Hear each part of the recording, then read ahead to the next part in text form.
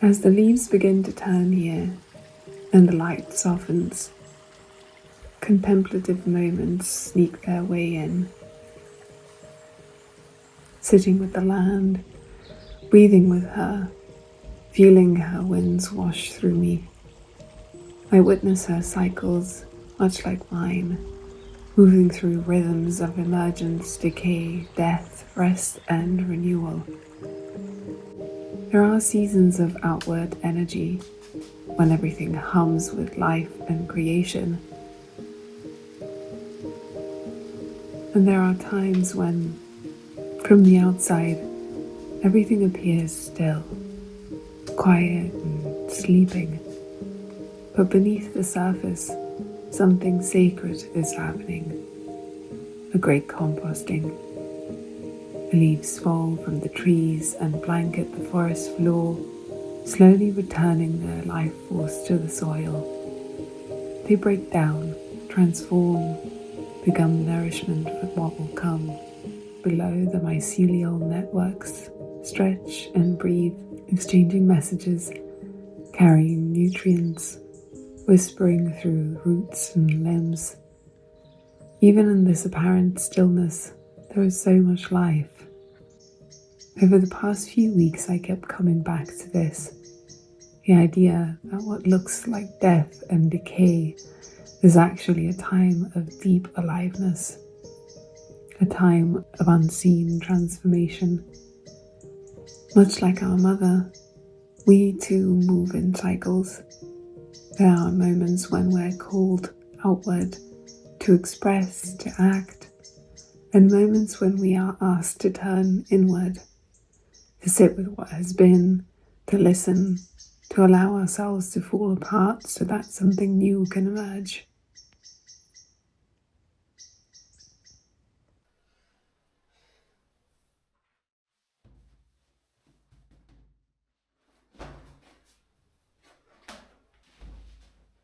These past 2 weeks, I needed to turn inward. As I unrolled one of the large canvases I began earlier this year, I realized I didn't want to share it. I just needed to be with it, to share intimate time, to listen to what it had to say without rushing or pushing.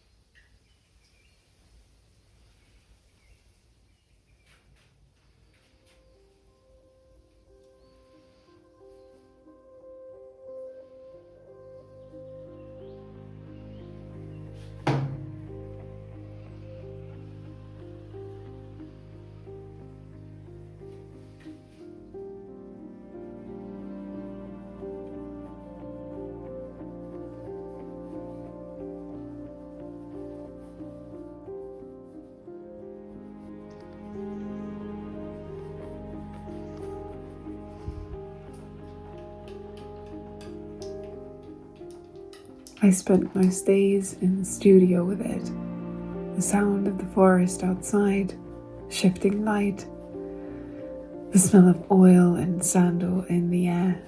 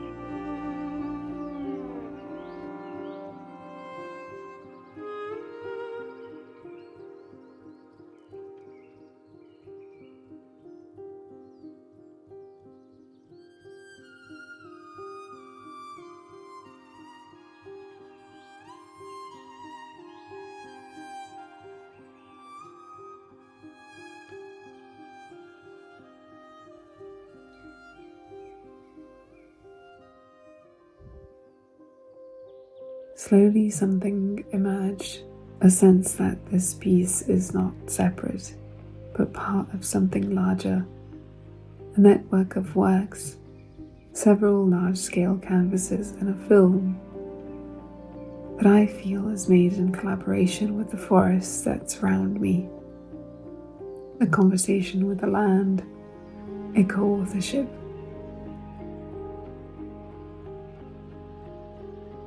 Because I have come to see that the ancient biointelligence that surrounds me here shapes my thoughts, my instincts, my work. The taste of the air, the feeling of the light on my skin, the sounds of the forest beings, they all find their way into my thoughts, my dreams, and my works. The forest teaches me about impermanence, about grief, about aliveness. And she does so with so much love, always meeting me exactly where I am.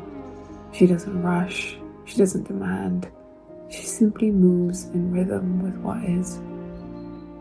And when I forget, she reminds me, gently, that I too belong to this rhythm. But it's challenging, isn't it?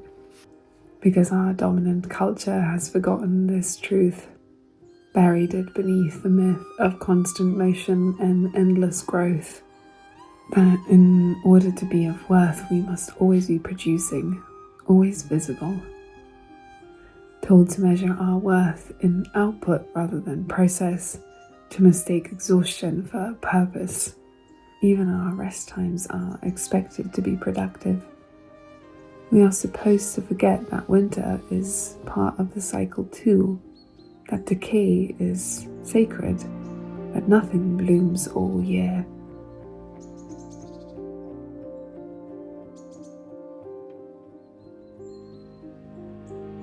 And yet, the earth keeps reminding us. Every autumn she lets go, every winter she turns inward, and somehow she trusts that spring will come again.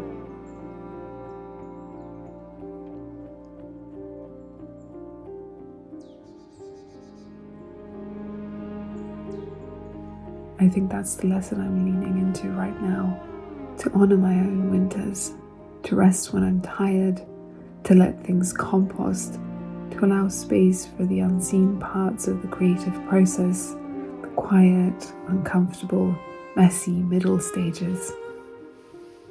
Because that's where transformation happens, not in the polished outcome, but in the tender process of change.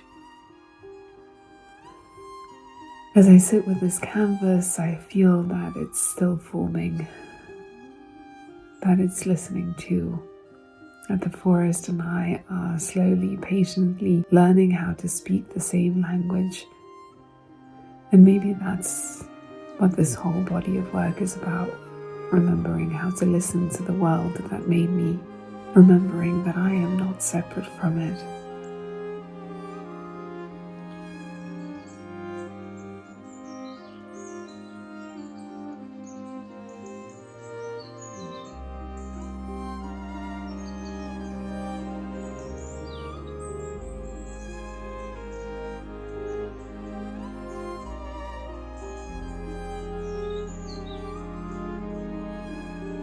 Thank you for sharing your time with me today, and until next week, bye for now.